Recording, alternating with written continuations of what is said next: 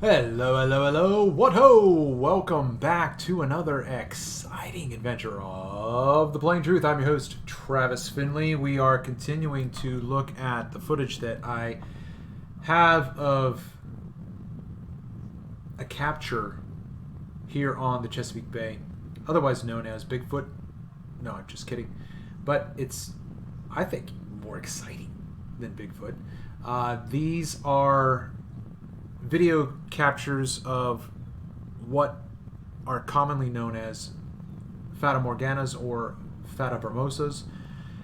And we'll talk a little bit more about that as this series goes on, or whatever this is that I'm trying to put together for you guys with footage that I look through and try to find things that are going to be able to demonstrate the claims that I'm making that will ultimately require the science of these refraction phenomena to be reclassified. And so I would appreciate any feedback that you guys can give me in this way to help me clarify what I'm saying, or solidify what I'm saying, even maybe think about how to help me verify some of the things, because that's what it's going to take. And I can't do it on my own. I just can't do this on my own. I don't want to do this on my own, because there are certain people in this discussion that are more astute in other areas than I am, and I welcome their participation and contribution. So you guys know who you are. This video is playing just from one of the observations made on March 22nd. This is what I call my 3 mile house, because it's a house and it's 3 miles away. But this was just playing in the background whilst I gave a little bit of an intro. Alright, so what we have here is the distance from my position to the observation out here. This is the band of activity. Okay, so the height that we see here is going all the way across. It just depends on what's happening in this band. What I'm going to suggest right now is that the height of what is the lightest color of blue, this is the shoreline up here. Okay, so we can see the dynamic activity in the ether band here, which is dissipating and undulating and ebbing and flowing. We don't really have anything going on right here, and then all of a sudden we see this wispiness come in, and then it's a little bit more solid, and then it breaks up. Okay, so we're just going to see how this goes.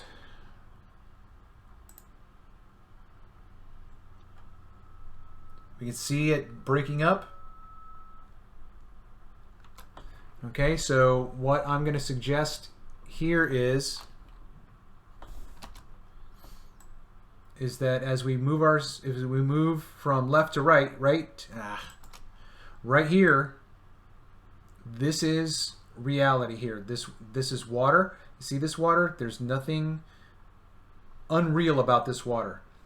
This is water that is in the band of activity, and that band is breaking up here, dissipating.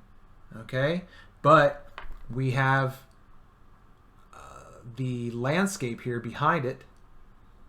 All right, so here, this is a lot like the platform grace that we've seen before. This is the mirage. This is simply a refraction phenomenon. It is not a mirage, because this is the water, right? This is the water, this is the water, this is the water, this is the water. Water is right here, and the mirage, then we see the mirage breaking through here. Okay?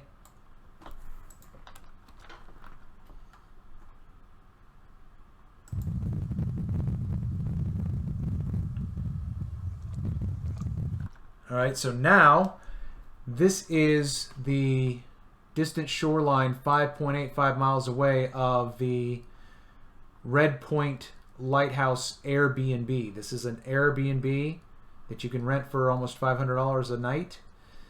This little narrow rectangle splinter is the pavilion, and what we see right here is the shoreline in the Fata Morgana.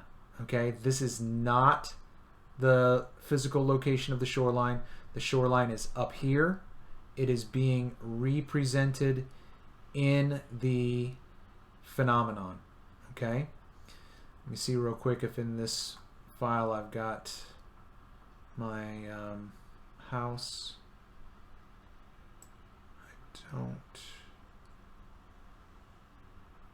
So what I'll do is just jump back here real quick. Okay, this is the house right here. Okay, see the house? This is the house right here, but it's very, very, very, very, very tiny because of the phenomenon. Okay, but you can see the shoreline here.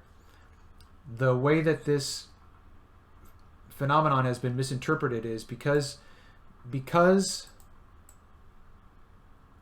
they see what they think is the shoreline here, and you've got the shoreline here. They think that this is the shoreline, so they then call this a superior mirage because it is being stretched up. That is not my position. My position is the opposite. That is that the shoreline is all the way up here,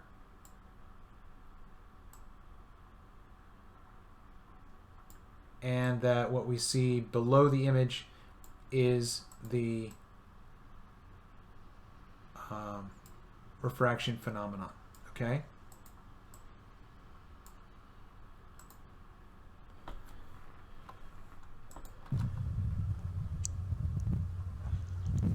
I'm just going to let this play because it's important to just take in everything that we're seeing here, and I might be able to see something more as this goes on. But all right here, this is where the houses are. Okay, the houses are not down here being stretched up here. This is just like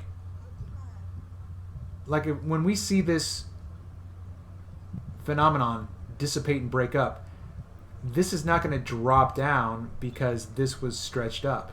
Okay, the phenomenon happens in the air over the water here. Okay, this is not a vertical image. This is along the x-axis.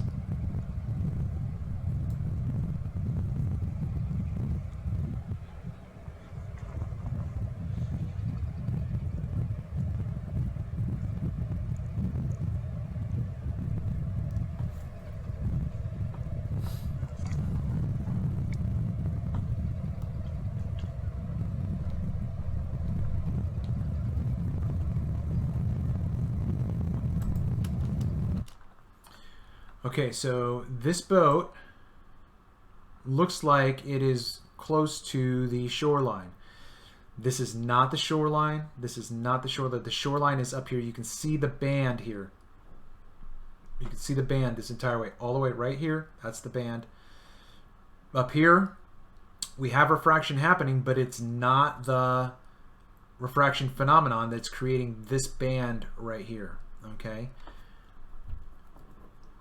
So this boat would have more water behind it going into the distance and apparently rising to eye level. Okay? Just like this is going in distance, distance, distance, distance, distance, distance, distance here. Then we're going to rise in elevation here. But this whole time here, we're not rising in elevation. We are not rising. We are not rising in elevation. This is not a vertical image. Right here is where the shoreline happens, and then if we want to go in elevation, we now look up higher. Okay?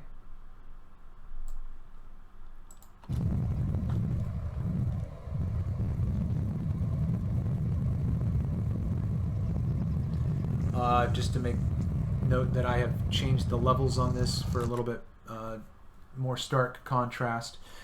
All right, in a moment you're going to see a still panel come down here. I took four panels of this water tower all the way down to the shoreline when we had a clear line of sight to the shoreline. The shoreline is not going to be down here, it's going to be up here, and just keep this in mind a little bit. My position is that the refraction phenomenon is projecting the shoreline toward the observer into the observer's proximity, apparently. I mean, there's more investigation to happen this way, but again, this is not a vertical image. This is coming out into our proximity in real life. And so I'll just... Alright, that should be full optical zoom. Okay, so right about now, because I don't have the upper shot here, hold on real quick, let me make this a little bit smaller. Okay, so you can just now see the same water tower that was right here. So this boat is now making its way across. So I would say the boat was out here somewhere.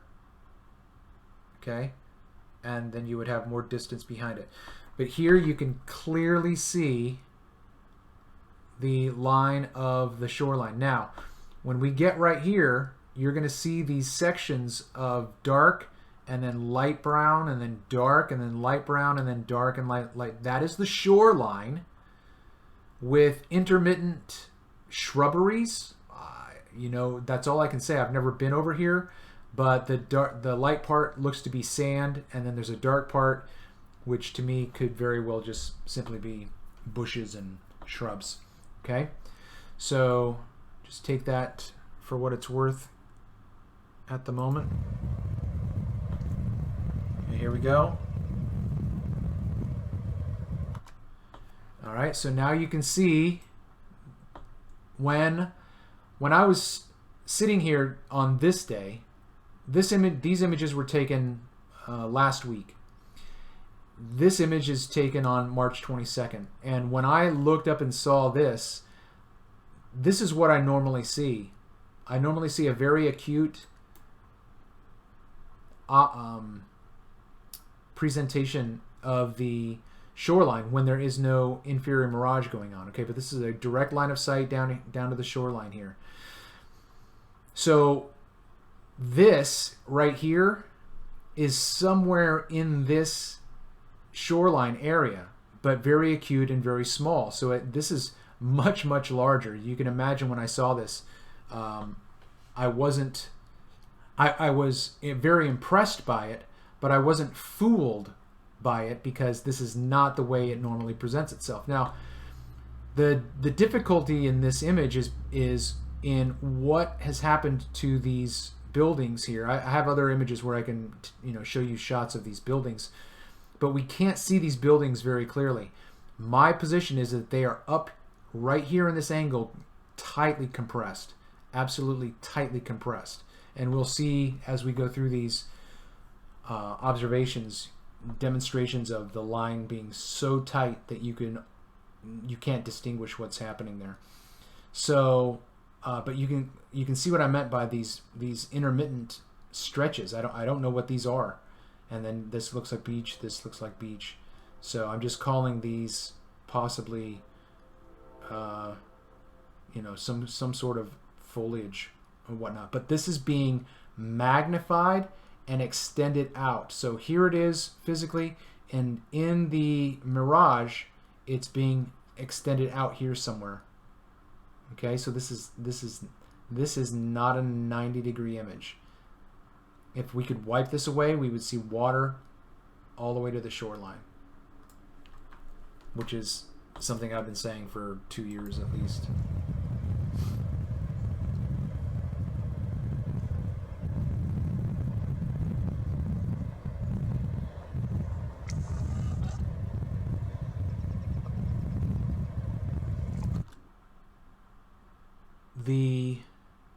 coloring of the sand right here is a little bit different. This was taken later in the evening. But what I want to suggest is that this entire area right here is up here, and it's being depressed down here. Okay? It's not being compressed, it's being depressed.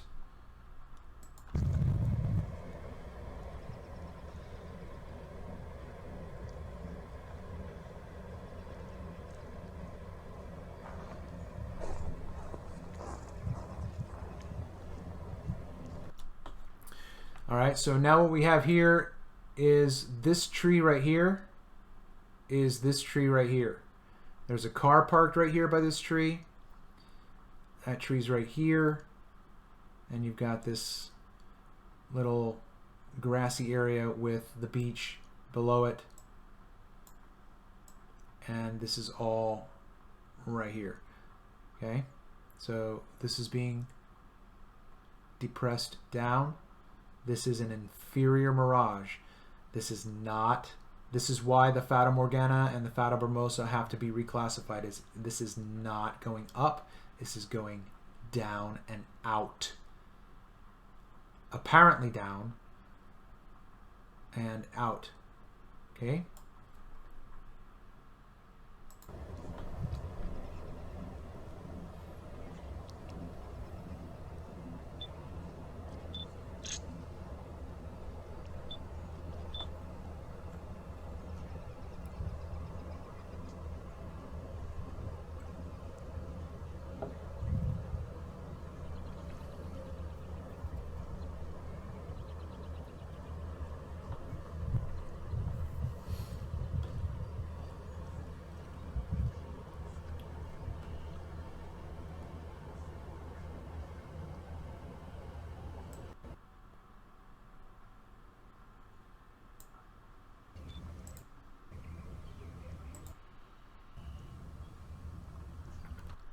All right, so now what we have going on here is what Andrew Thomas Young and others called striations. That is, that these are stretched images. These are striations. But again, these are being stretched down, okay? Because this is where the more stable erect image is, and everything below it is being depressed down and out into the distance, even though it apparently looks to us like it is a straight line up and down, right? It's a vertical image. No, it is not. Okay? All right, so what I'm going to do right now is just bring up the images from the article that we'll look at in just a moment with Eric Frappa and Andrew Thomas Young. Okay, so this is a 3-panel display of Eric Frappa's footage on Lake Geneva of this phenomenon, okay?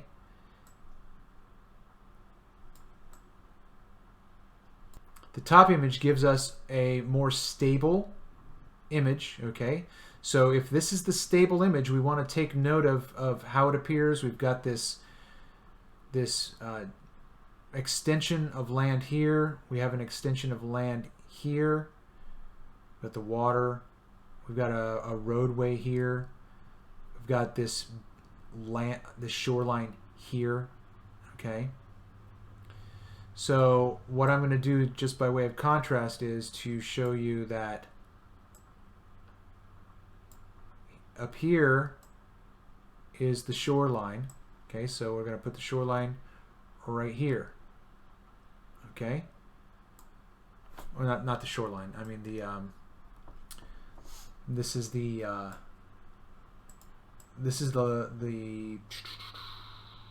beginning of the event, the beginning of the phenomenon here. Okay, but the shoreline is not down here. This is where the event begins. So we're going to put the stability up at that height right there. Okay.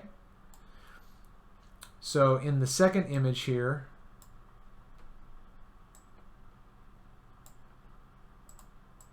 we start to see instability in the middle, and down here, right? See here, you've got no instability. Here you have distortion. Now, again, we don't know the time marker for this, but there's not a boat here. There is now a boat here. Here, there's a different boat. Okay. So, if we're going to put the stable image up here, where there's the land, then we're going to have to do that again here, okay? So that below this image we've got activity because this boat is distorted and this land is distorted. Even though above the land here we have distortion here, that's not what we're really concerned about because of the phenomenon that happens at the shoreline. That's what my concern is. Although the others are interesting aspects. Okay, so I'm going to bring this back up. Again, we're keeping the shoreline here. Okay, so here's the shoreline again. We have massive compression, right? So let's think about this for just a moment. If I showed you this image and then showed you this image and asked you which image is farther away,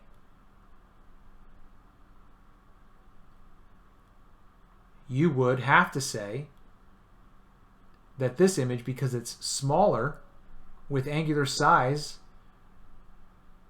this must be farther away.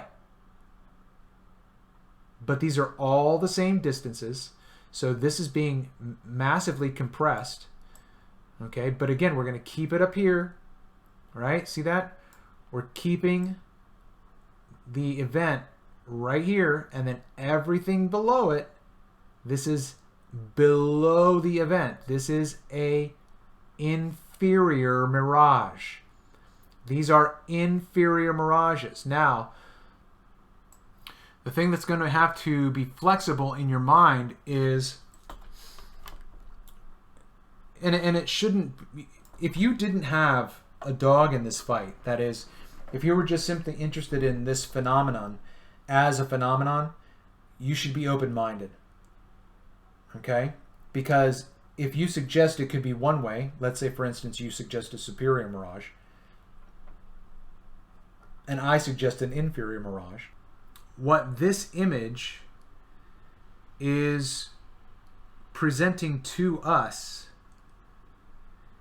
is what is typically understood to be a superior mirage, because it is believed that this is the erect image down here. This is the physical image down here. And if we take this all the way across, right there, boom, we're right there at the jetty or whatever this is, okay? However, if we look up here, we can see the shoreline. And if we look right here, we can see the shoreline. So it's very possible that this is the erect image, this is the inverted image, and this is the image reverted down here. And you can clearly see the band right there. Now, what is this? What's this right here?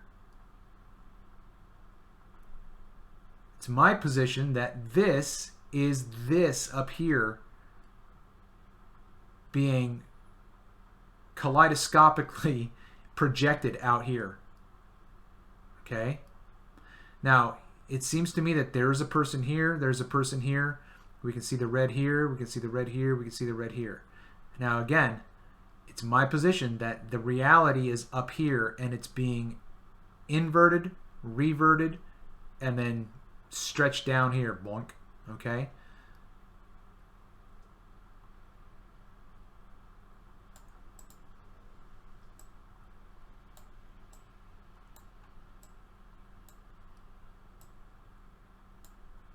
Again, this is the reality up here.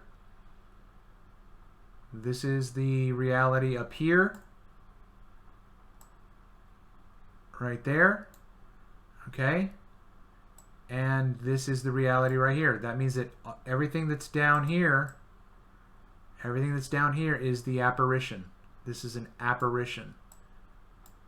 Everything below this physical boat here, apparition, apparition. So that if we sent a person out to this location and then waited for this phenomenon to disappear, that person in the boat here would stay here, and this image would then go back up to right here, back up to its rightful place, and you'd have two different boats in two different places. You would not have the boat we sent out here and the boat that's here, because this is an inferior mirage and not a superior mirage. Okay?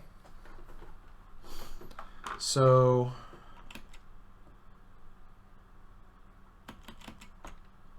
what I want to do right now is try to apply this same idea here with another image. This is a different perspective. Actually, I think this is image of Montreux, Switzerland. I'm guessing that this is still Lake Geneva, just a different observation. Okay? So, up here, this is the shoreline. This is the shoreline. This is the shoreline here. Now, this, of course, is easier to see because it's closer to us. But the point that I'm trying to make is that the shoreline is up here, and all of this activity is apparently below. This is not a 90-degree angle. Okay, this boat, again, this boat is just like this boat. This is the physical location of the boat. It's being depressed. You can even see the band right here. This is the physical location of the boat. This is being depressed. This is what I mean when I say all mirages are inferior mirages. This is an inferior mirage. This is an inferior mirage. This is an inferior mirage. This is an inferior mirage. Okay, so to be clear, I'm not talking about shenanigans that are happening up here, over here, or whatever. That stuff still needs to be analyzed, but I'm talking about these observations that I'm making and can correlate and corroborate with the footage that I've taken. Okay, so now I'm going to bring this up here. Here's the shoreline again. All right, shoreline is up here, shoreline is up here. All of the activity is happening below. This activity is happening below. Okay, this is, let me do this.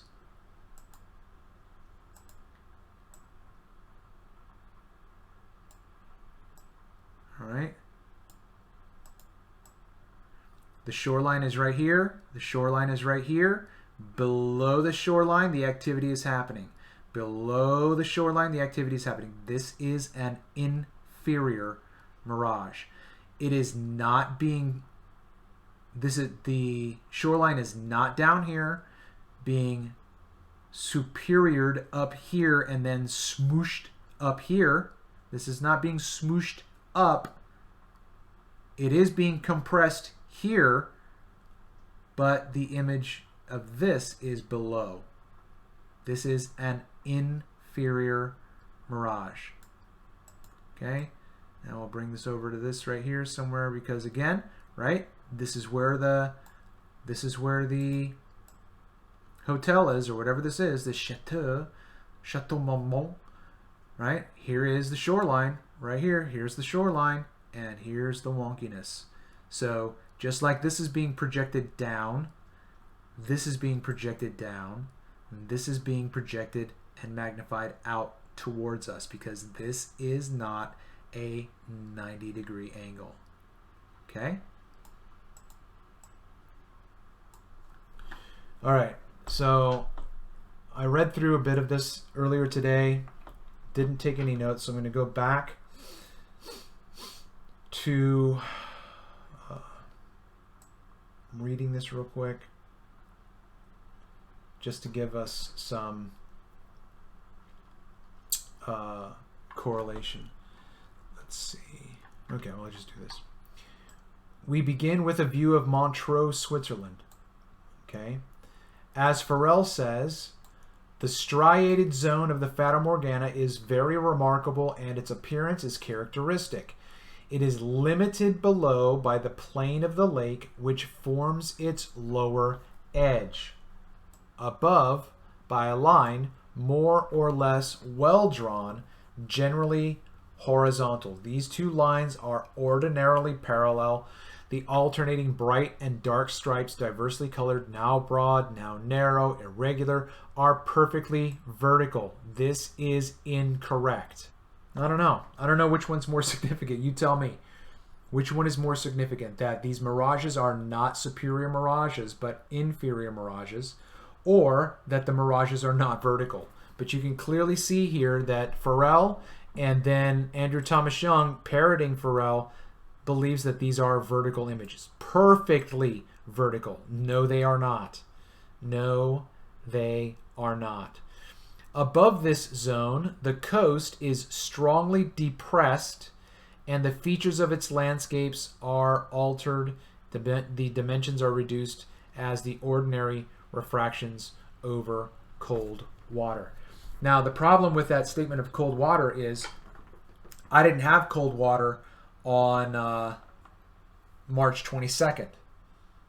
The water was probably in the 50s, upper 50s, if not into the 60s. And I have a thermometer reading of it. But so let's go back to this real quick. Let me pull up this other image right here. Okay.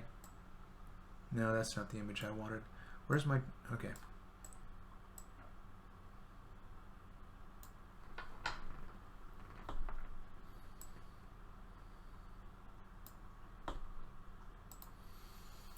All right, here we are back again. I'm going to try to do this again with this insert walking us through the typical Fata Morgana, okay? We begin with this is the view of Montreux. We begin with the view of Montreux. This is about 29 kilometers away. Okay, the striated zone. Okay, this is the striated zone right here. These striations of images that are going apparently up and down. Okay. As Farrell says, the striated zone of the Fata Morgana is very remarkable and its appearance characteristic. It is limited below, right here, it is limited below by the plane of the lake which forms its lower edge. This is the reveal that they believe that this is where the shoreline is, because this is a superior mirage. Now, I've made this statement before, and maybe I'll just bring it up again. Okay. This is another paper by Andrew Thomas Young. Okay, Andrew Thomas Young. This is what Andrew Thomas Young says about the inferior mirage. The lower edge of an inferior mirage at sea forms the apparent horizon. Okay? This is not what they believe is happening here. So, if this is an inferior mirage, then the lower edge of the inferior mirage forms the apparent horizon. Okay?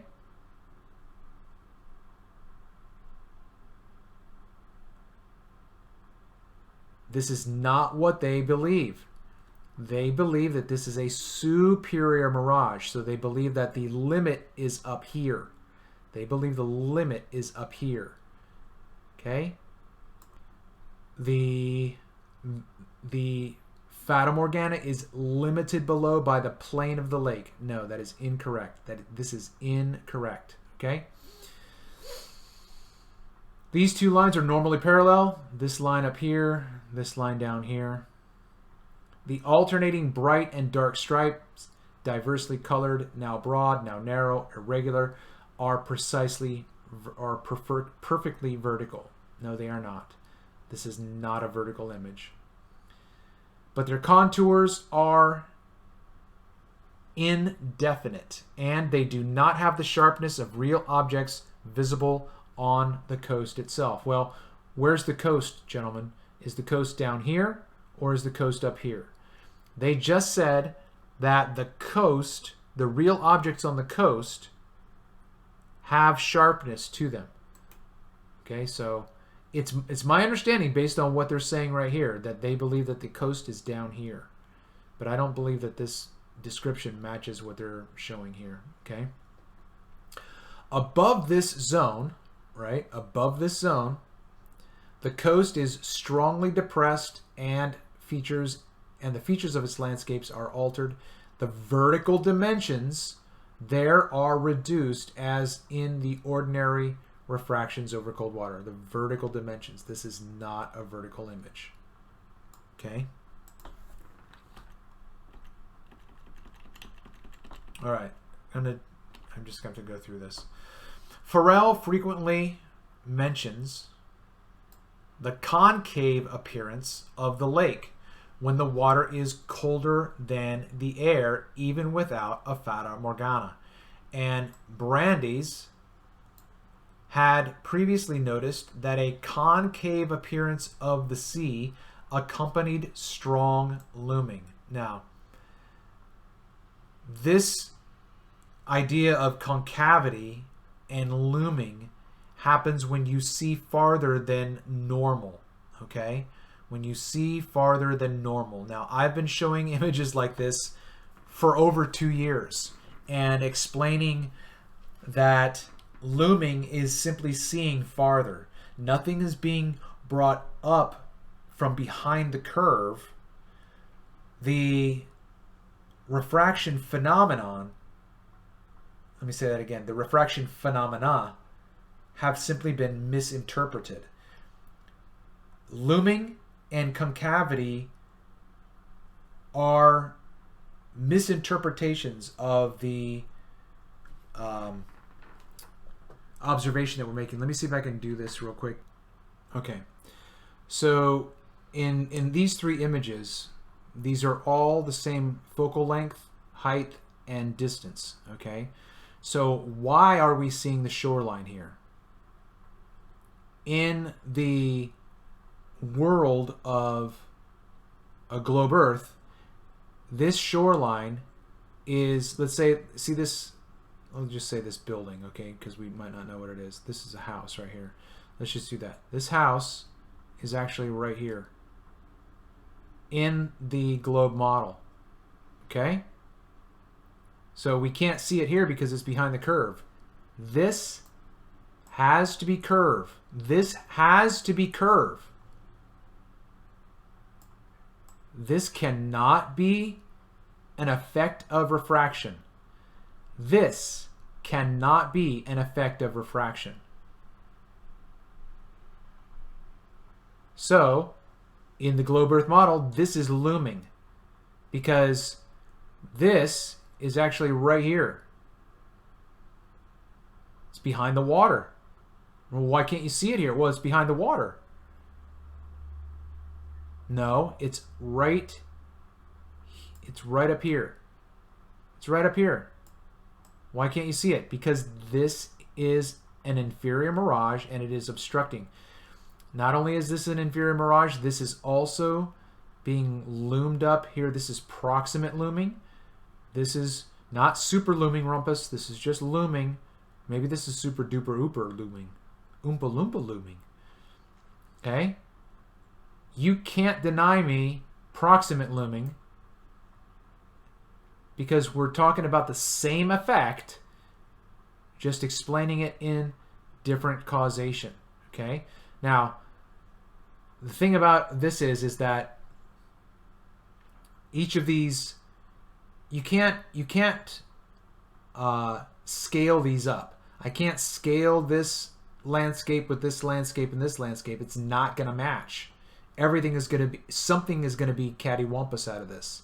Okay, so look at the acute angle here, and then look at the obtuse angle here. There's more of an obtuse angle, but everything is still right here. This house is still right here. It's right here. It's right here. It's right here. Okay? This is distance, distance, distance, distance, distance. The house is going to be right here. Okay? Everything right here is right here. Anyway, this is what is normally attributed as concavity and or looming, because it appears like the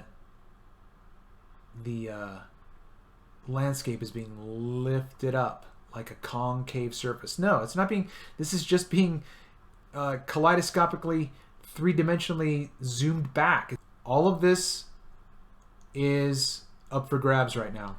Okay, I am the one calling this out, and it's only going to be satisfied with an intense commission in terms of investigating this. Okay, so I know that this is getting a little bit long, so I'm going to try to wrap this up real quick. Yeah, real quick, whatever. Okay, the concave appearance is not obvious in figure 1, but can be shown using the sailboat. Okay, so here we go. Figure 1, using the sailboat. So he believes that this is a demonstration of concavity. Up, right? Concave. No. Concave. No.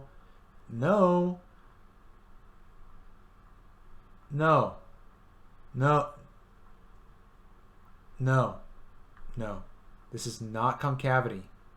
Okay? You were just simply seeing distance, distance, distance, distance. Everything here. This is a three-dimensional optical refraction phenomenon. Okay, let me go back down and just read it again. The concave appearance is not obvious, but can be shown by using the sailboat, because we know the sailboat's dimensions. From the known scale of the image, we find that the boat is 2.3 kilometers from the camera. Now, okay, what he's done now is he's pulled a mathematical wizard trick on us and said, because we can scale this, we know how tall the mast is, we can scale this, this is 2.43 kilometers. How did you verify that? Oh, I just did the maths. Great, I'm glad. I'm glad you did the maths. Thanks for doing that. How did you verify that this boat was 2.43? Now, he might be right, and I would shake his hand. Great job. Good. Appreciate that. But the only thing he has to offer us right now is maths. Okay? We know the sailboat's dimensions. The length of this mainsail is 7.6 meters. From the known scale of the image, we find that this boat is 2.4 kilometers from the camera. That is all done by maths. Also, the apparent horizon at the lower edge of the striated zone is 7.2 arc minutes above the boat's waterline. See, I think that this should be vertical, not horizontal. So I think what he's saying, if we turn this vertically and put it right here and then dropped it down here, then it would be like the 7 point whatever. I don't know. This is why I need other people like Gleam and Data. Need you guys, man. Okay? If the lake surface were flat, the dip of the water line would be 6.2. See, this is all maths. This is all maths. As seen from the camera height. So the apparent angle between the boat's waterline and the far shore would be 5.7 arc minutes. So the lake appears to be concave. Not to me it doesn't. Not to me it doesn't.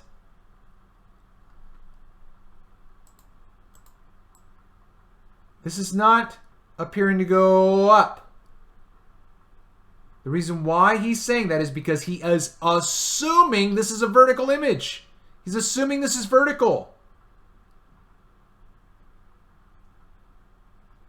Distance, distance, distance, distance, distance, distance. Shoreline, elevation. Okay? Now, I'm going to have to stop this and just make these piecemeals, okay? But This is what it is. It is what it is, people. Thank you so much for hanging out with me. This has been another exciting adventure of The Plain Truth. I'm your host, Travis Finlay. Until next time.